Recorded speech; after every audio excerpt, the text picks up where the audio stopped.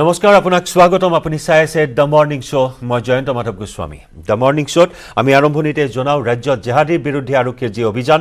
এই অভিযান সন্দৰ্ভত শেহতীয়াকৈ এক গুৰুত্বপূৰ্ণ মন্তব্য কৰিছে স্পেচিয়েল ডিজিপি জিপি সিঙে জেহাদী আৰু পিএফআইক লৈ এই মন্তব্য জিপি সিঙৰ ৰাজ্যত পিএফআইৰ বিৰুদ্ধে ধাৰাবাহিক অভিযান অব্যাহত থকাৰ কথা উল্লেখ কৰে জিপি সিঙে বৃহস্পতিবাৰে কামৰূপৰ নগৰবেৰাৰ পৰা গ্ৰেপ্তাৰ কৰা হয় পিএফআইৰ ৩ সদস্যক ধৃত এজন পিএফআই সদস্য অসুস্থ হৈছে অসুস্থ সদস্যজনক গাৰ্ডত ৰখা হৈছে আনহাতে জেহাদীৰ নতুন মডিউল উৎখাত কৰাৰ কথা উল্লেখ কৰে জিপি সিঙে তামুলপুৰ নলবাৰী বজালিত মডিউল উৎখাত কৰা হৈছে স্লিপাৰ সেল হিচাপে কাম কৰি আছিল জেহাদী কেইটাই জেহাদী আৰু পিএফআই সন্দৰ্ভত মন্তব্য স্পেচিয়েল ডিজিপি জিপি সিঙৰ পিএফআইৰ বিৰুদ্ধে ৰাজ্যত ধাৰাবাহিক অভিযান চলাই থকাৰ কথা উল্লেখ কৰে জিপি সিঙে বৃহস্পতিবাৰেও কামৰূপৰ নগৰবেৰাত অভিযান চলাই গ্ৰেপ্তাৰ কৰা হৈছে পিএফআইৰ ৩ সদস্যক ধৃত পিএফআইৰ এজন সদস্য অসুস্থ সদস্যজনক গাৰ্ডত ৰখা হৈছে আনহাতে জেহাদী সন্দৰ্ভত মন্তব্য কৰি তেওঁ কয় যে জেহাদীৰ নতুন এটা মডিউল উৎখাত কৰা হৈছে তামুলপুৰ নলবাৰী আৰু বজালিত এই মডিউল উৎখাত কৰা হৈছে স্লিপাৰ সেল হিচাপে কাম কৰি আছিল এই জেহাদী কেইটাই কাৰণ যোৱা ৩টা দিনত অভিযান চলোৱা হৈছিল সোমবাৰৰ পৰা বুধবাৰলৈ অভিযান চলাই নলবাৰী তামুলপুৰ আৰু বজালিৰ পৰা ৬টাকৈ কুখ্যাত জেহাদী গ্ৰেপ্তাৰ কৰা হৈছিল এই নতুন মডিউল উৎখাত কৰাৰ কথা উল্লেখ কৰে লগতে জেহাদীৰ বিৰুদ্ধে পৰৱৰ্তী সময়তো এই অভিযান চলাই থাকিব বুলি উল্লেখ কৰে লগতে পিএফআইৰ বিৰুদ্ধেও ৰাজ্যত ধাৰাবাহিক অভিযান চলাই থকাৰ কথা উল্লেখ কৰে জিপি সিঙে vulnerable area এইখিনি vulnerable এৰিয়াত আমাৰ খুব ষ্ট্ৰং ৱাচ আছে ষ্টেট পুলিচৰ ষ্টেট ইণ্টেলিজেন্স এজেন্সি আৰু চেণ্ট্ৰেল ইণ্টেলিজেন্স এজেন্সি আৰু আমি য'ত খবৰ পাওঁ ঠিক তেনেকৈ ইমিডিয়েটলি একশ্যনটো কৰা হয় যেনেকৈ আপুনি দেখিছে যে ২-৩ দিন আগতে আমি এটা মডিউল তামুলপুৰ বাক্সা নলবাৰীৰ পৰা আমি নিউট্ৰেলাইজ কৰিছোঁ তেওঁলোকে এতিয়া মানে এটা নিউক্লিয়াছ বনোৱা এটা ধান্দাত আছিলে যিটোকে তেওঁলোকে এটা গ্ৰুপ বনাব পাৰে আৰু আল কায়দা এবিটিৰ লগত তেওঁলোকে এটা এলিজেন্স কৰি এক্টিভিটি কৰিব পাৰে কিন্তু সদ্যহতে তেওঁলোকৰ লগত ইণ্ট্ৰগেশ্যনত আমি যিখিনি দেখিছোঁ তেওঁলোকে অকল নিউক্লিয়াছ আৰু নহ'লে এটা স্লিপাৰ চেল নিচিনা বনোৱা ষ্টেজত আছিলে এতিয়া তেনেকুৱা কোনো ট্ৰেইনিঙৰ নে আৰ্মড একশ্যনৰ কথা ওলোৱা নাই বাকী আমি পিএফআইৰ এগেইনষ্টটো একশ্যন লৈ আছোঁ পিএফআই যিটোকে আজি প্ৰায় ১ মাহ আগতে বেন কৰিছে গভৰ্ণমেণ্ট অফ ইণ্ডিয়া তেতিয়াৰ পৰা আমি ৰেগুলাৰ একশ্যন লৈ আছোঁ যোৱাকালি ৰাতি পিএফআইৰ ৩জন কৰ্মী আমি কামৰূপৰ নগৰবেৰা অঞ্চলৰ পৰা এৰেষ্ট কৰিছোঁ এইটোৰ ভিতৰত হয় অৱশ্যে এজন মানুহৰ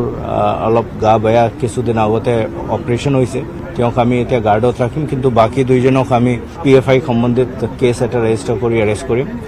আমাৰ যিটো জোঞ্জ আছে এইটো জেহাদী সংগঠনে হওক পিএফআই নিচিনা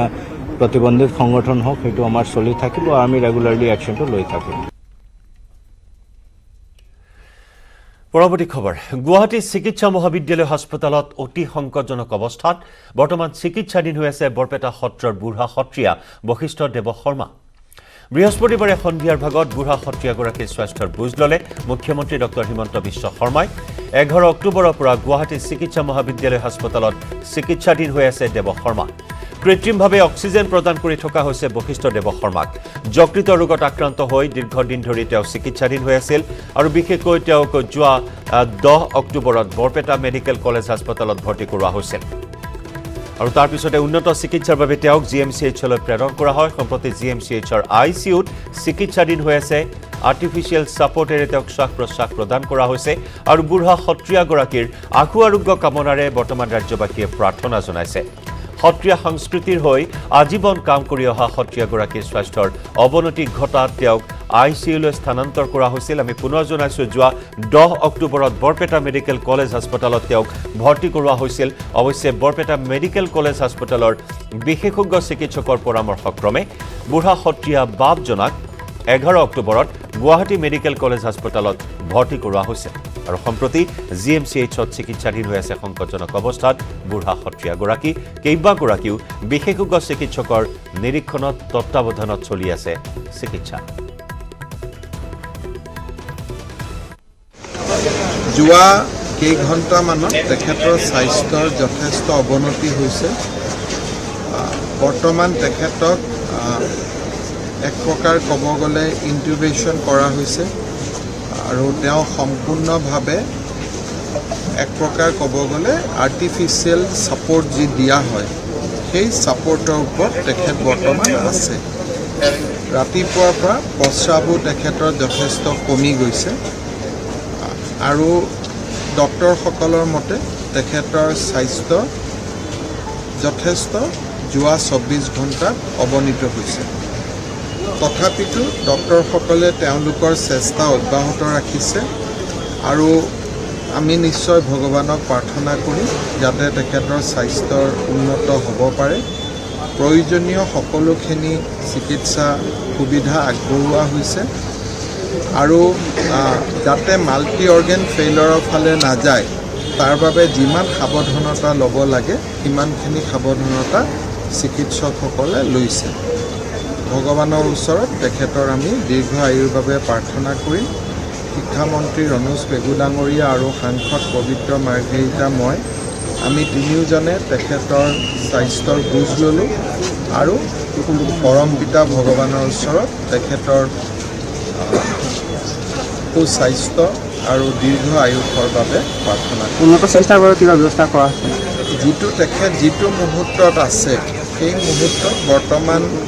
আমাৰ চিকিৎসকসকলে যিমান দূৰ পাৰে সিমান চিকিৎসা সেৱা আগবঢ়াইছে, কিন্তু তেখেত যথেষ্ট ক্ৰিটিকেল অৱস্থাত আছে আজিৰ মুহূৰ্তত। ছুপাৰিনটেণ্ডেণ্ট ছাৰে কোৱা মতে তেওঁ বৰ্তমান যিটো বেমাৰত মানে ভুক্তভোগী হৈ আছে সেই বেমাৰটোৰ কাৰণে তেওঁ বিশেষ চিন্তা কৰিব লগা একো হোৱা নাই। কৈছে কি যে তেওঁ শাৰীৰিক যিটো আমাৰ ব্লাডৰ যিটো চলাচল সেইটো বৰ্তমান সম্পূৰ্ণ স্বাভাৱিক হৈ আছে। অলপমান তেওঁৰ মূৰত মানে সেই পাৰ্টছবিলাকে কাম কৰা নাই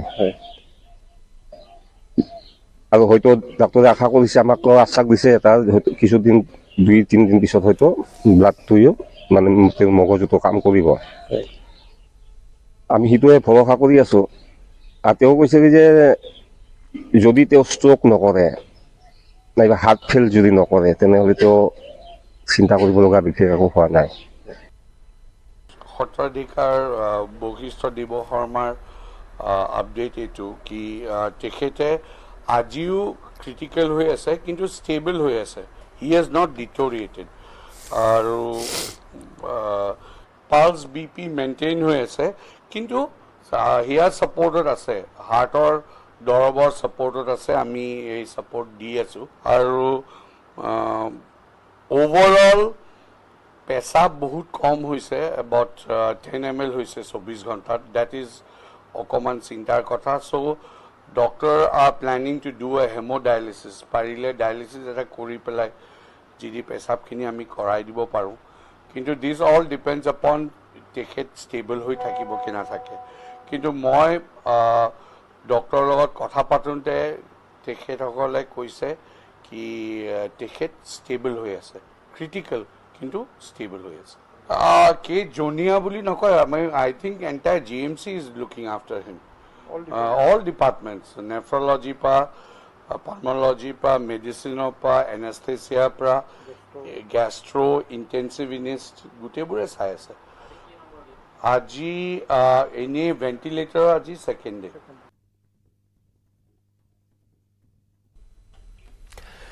কোকৰাঝাৰ জিলাৰ পৰ্বতঝৰা মহকুমাৰ দেৱীতোলা VCDCত বান সাহায্য বিতৰণত বৃহৎ কেলেংকাৰী। তালিকাত সোমাল VCDCৰ বৰভিটা গাঁৱৰ সদস্যৰ অঙহী বঙহীৰ নাম। দেৱীতোলা VCDCৰ বৰভিটা গাঁৱৰ পুখুৰী নথকা লোকৰ লগতে মৃত লোকৰ নামতো চৰকাৰী সাহায্য তালিকাত সন্নিৱিষ্ট হোৱা কেন্দ্ৰ কৰি ক্ষোভৰ বহিঃপ্ৰকাশ এই মুহূৰ্তত দেখিবলৈ পোৱা হৈছে। উল্লেখযোগ্য যে শাসকীয় বিজেপি দলৰ পুখুৰী নথকা VCDC সদস্যৰ পৰিয়ালৰ 8জনকৈ লোকৰ নাম তালিকাত সন্নিৱিষ্ট হোৱা কেন্দ্ৰ কৰি চাঞ্চল্য অব্যাহত আছে। দেৱীতোলা VCDCৰ বৰভিটা গাঁৱৰ সদস্যৰ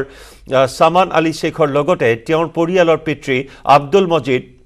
মৃত মাতৃ সাবিয়া বিবি, 2 ভাতৃ সামাদ আলী শেখ আৰু শফিয়ৰ ৰহমানৰ লগতে সদস্যজনৰ পত্নী ইয়াসমিনা খাতুন আৰু ভাই বোৱাৰী নুৰজাহান খাতুনৰ নামো সাহায্য তালিকাত সন্নিৱিষ্ট হৈছে।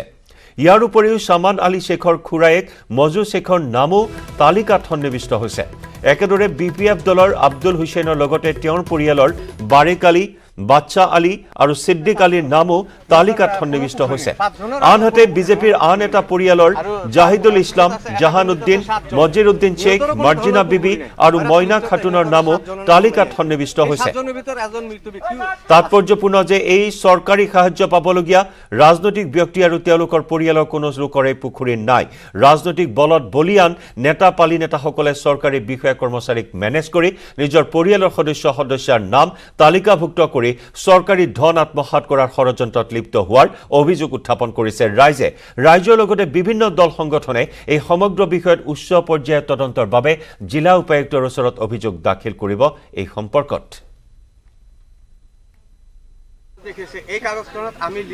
আমি অধিক খবৰ লাভ কৰিবলৈ পোনপটীয়া সম্প্ৰচাৰত সংযুক্ত হৈছো আমাৰ সাংবাদিক জ্যোতিৰ্ময় চক্ৰৱৰ্তীৰ সৈতে জ্যোতিৰ্ময় চকু কপালত উঠা কাণ্ড কাৰণ ভিচিডিচিৰ সদস্য অঙহী বঙহী আনকি মৃত ব্যক্তিৰ নামো এই তালিকাত সন্নিৱিষ্ট হৈছে হয় নিশ্চয়কৈ জয়ন্ত সকলোতকৈ যেটো চকু কপালত উঠিবলগীয়া কথা যেটো হৈছে এই তালিকাত সন্নিৱিষ্ট হোৱা নাম কোনো এটা ৰাজনৈতিক দলৰ আছে হেয়া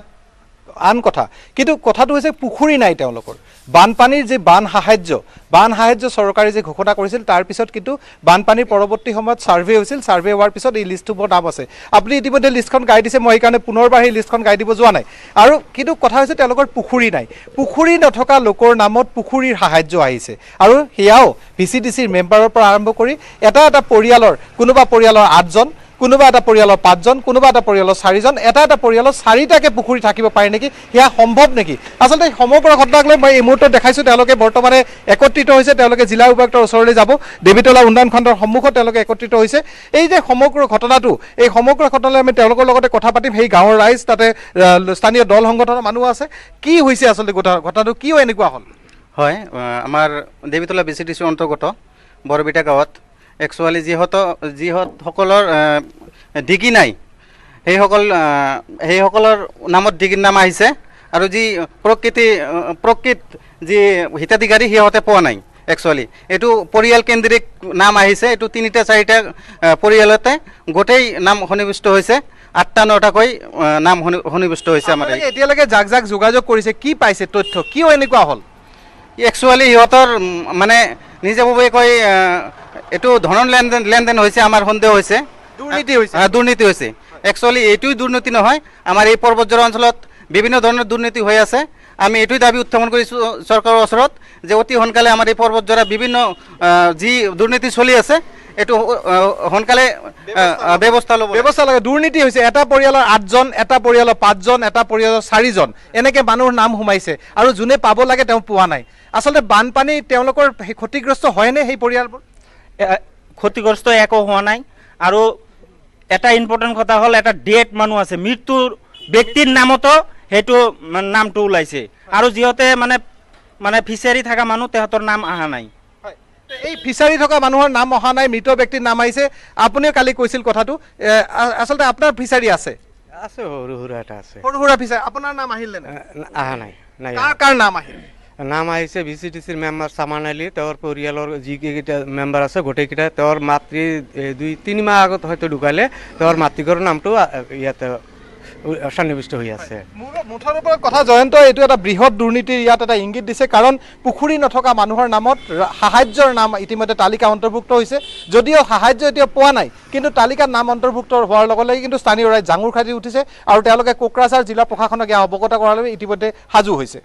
নিশ্চয় পৰৱৰ্তী সময়ত তদন্ত প্ৰক্ৰিয়া আগবাঢ়েনে নাই সেয়া লক্ষণীয় হ'ব ধন্যবাদ জনাইছোঁ জ্যোতিৰ্ময় মুহূৰ্তত আপোনাক আৰু এনেদৰে এক বিয়াগুম দুৰ্নীতি সন্মুখলৈ আহিছে